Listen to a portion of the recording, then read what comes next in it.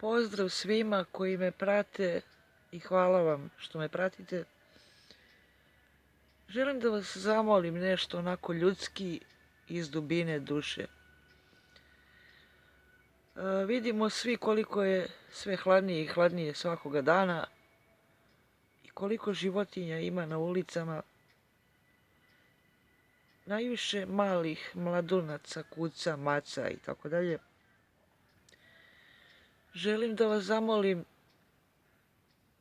jer znam da među vama ima predobrih ljudi, da im pomognete kako god možete, makar da im iznesete toplu vodu i malo hrane i napravite improvizovanu kućicu od kutije prekrivenu najlonom. To ja radim skoro svake godine. I često to ruše i ja ponovo pravim i tako dalje.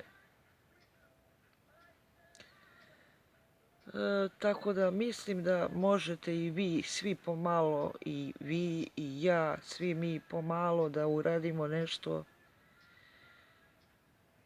da oni jadni na ulici prežive ovu zimu. Molim vas ljudi, kutije možete naći besplatno gde god hoćete.